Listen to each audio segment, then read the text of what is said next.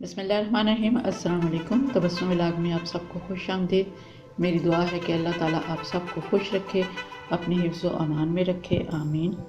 आज मैं आपके साथ शेयर करने जा रही हूँ किडनी बीन यानी सफ़ेद लोबिया की रेसिपी। इसको हम घर में किस तरह आसान सादा तरीके से और मज़ेदार सा तैयार करते हैं। सबसे पहले मैंने लिया है 300 ग्राम सफ़ेद लोबिया। इसको मैंने साफ़ करके 1 से 1.5 घंटे के लिए नॉर्मल पानी में भिगो के रख दिया था। अब हम इसकी बनाएंगे ग्रेवी। ग्रेवी के लिए मैंने लिया 1/2 कप कुकिंग ऑयल और एक बड़े साइज़ का प्याज। इसको मैंने बारीक चॉप करके वो डाल दिया इसमें और इसको हम थोड़ी देर के लिए फ्राई करेंगे। जब ये हाफ डन हो जाए तो इसमें हम शामिल करेंगे 1 टेबलस्पून लहसुन अदरक का पेस्ट और इसको भी फ्राई कर लेंगे। लहसुन अदरक को भूनने के बाद इसमें शामिल करेंगे 250 ग्राम टमाटर। इसको आप काट के भी डाल सकते हैं और इसका पेस्ट भी शामिल कर सकते हैं।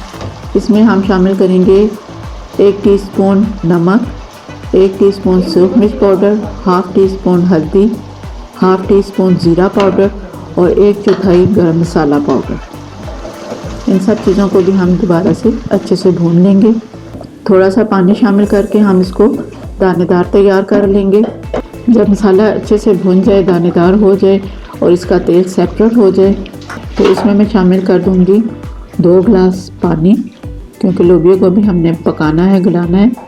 और लोबिया शामिल कर देंगे और इसको कवर करके इतनी देर के लिए रखेंगे जितनी देर में आपका लोबिया गल जाए। तकरीबन आप इसको 20 से 25 मिनट लग जाएंगे पकने में। अगर प्रेशर कुकर में रखेंगे तो वो इससे हाफ़ टाइम में गल जाएगा।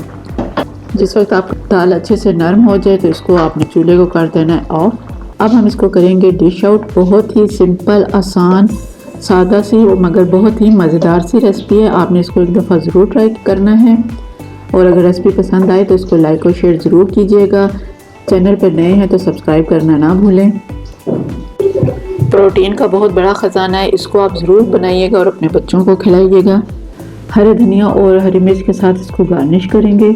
खुशबू के लिए डालेंगे हाफ़ टीस्पून काला ज़ीरा और साथ हम लेंगे हरी चटनी जिसको हमने टमाटर पेस्ट के साथ बनाया है। अल्लाह ताला हम सब के रिज़्क़ में खैर व बरकत अता फ़रमाए। अपना बहुत सा ख्याल रखिएगा, दुआ में हमें भी याद रखिएगा। फिर मिलते हैं किसी और अच्छी सी रेसिपी के साथ। तब तक के लिए अल्लाह हाफ़िज़।